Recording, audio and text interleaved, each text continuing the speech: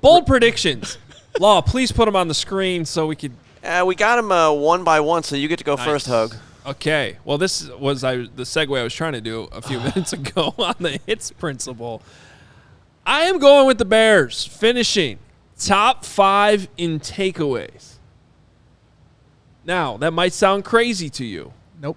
But the reality is they weren't that far off last year.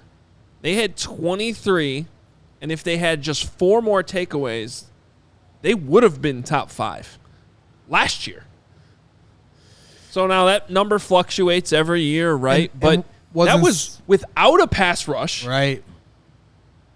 And they still were accomplishing getting the ball out, So you add players like Yannick Ngakoue, DeMarcus Walker. I'm not saying the Bears pass rush is going to be great by any means. I think it should be improved, though. And you got guys, hopefully Eddie Jackson stays healthy. That could help you get an extra takeaway or two. Jaylon Johnson, maybe he's able to, get a pick here and there. Tyreek Stevenson has already shown an ability to get his hands on the football. He should have had more than one in the preseason, and he did make a nice catch. I think Kyler Gordon, based on that training camp we just saw, is going to be a beast at knocking the ball out. So I think that the Bears take an even higher bump. They finish top 5 in takeaways. Regardless of what the defense ends up. Maybe it's a middle-of-the-pack defense. Maybe it's only top 20 overall, but I think they're going to get the ball out. Because wasn't it 17 turnovers from the secondary of those 23? I believe that was the number. Probably.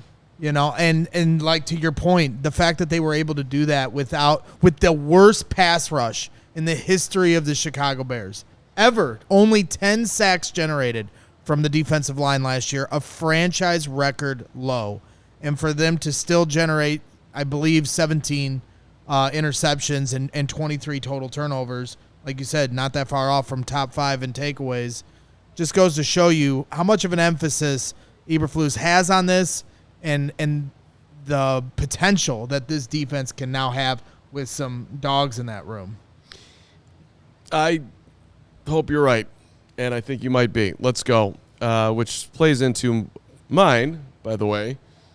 Do you remember, by the way, September 19th, 2021? It's the second week of the season. Okay. The Bears were playing the Bengals. Joe Burrow was not the Joe Burrow that we know quite yet. Andy Dalton was the Bears starting quarterback. Yeah, he got hurt. It's Justin Fields' first game. Andy Dalton got hurt. Well, second game. He technically appeared against the Rams. Right. Yep. He scored. He scored. He had a moment on the field. It was a gadget Fields moment. That's how I thought they were going to use him that year, which would have been a lot better than what they did. That's not the point of this. In that game, that was the lone interception that Jaylon Johnson has ever had in his career as a Chicago Bear. He's got 1 in 3 seasons. So my bold prediction with all the talk is that Jaylon is not only going to top that 1 for his career, he's going to quadruple it. 4 picks, Jaylon, year 4, going for the contract, adhering to the ball and the hits philosophy. Gary Ross's response, Carm is high on Sunnyside right now. Bring it on, Gary. I'll tell you, one person who did contact me on my off time was Gary. Every single piece of NFL news that happened in the week that I was gone, I think I'm aware of, or at least have access to in my Twitter DMs, of which I probably looked at 75% of them. Gary, I was on vacation, so I didn't respond to most of them, but I appreciated it nonetheless. Ultimate diehard. The ultimate diehard. He's the UD. But I'm going with a quadruple. Jaylon Johnson, 4 picks. Let's go. It's bold predictions. Let's go. I like it. That is bold.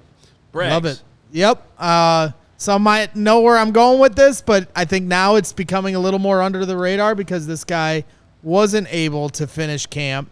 But I haven't forgotten, and I'm going to stick with Chase Claypool and what I saw those first 10 days of camp and his ability to be a threat in the red zone for this team. He is going to lead the Chicago Bears in touchdown receptions. And I feel very strongly about this because if Chase Claypool was your 1, I could understand, having some worry about the kind of season he can have. But when you've got all your eyes on DJ Moore, and especially when you get into the red zone and you have to make account for what Justin Fields is going to do, what DJ Moore is going to do, what the run game is going to do, that's going to open things up for two guys, Darnell Mooney and Chase Claypool and Cole Kmet. But I think Chase Claypool will be the beneficiary of a lot of opportunities at touchdowns. And, I think he'll have an opportunity to make a few big plays beyond the red zone as well. But specifically in the red zone, Chase Claypool is going to be a threat. And I think I'm going to trust my eyes on what I saw those first 10 days and his ability to use his body, jump ball, and do things that you just can't teach from a physicality standpoint.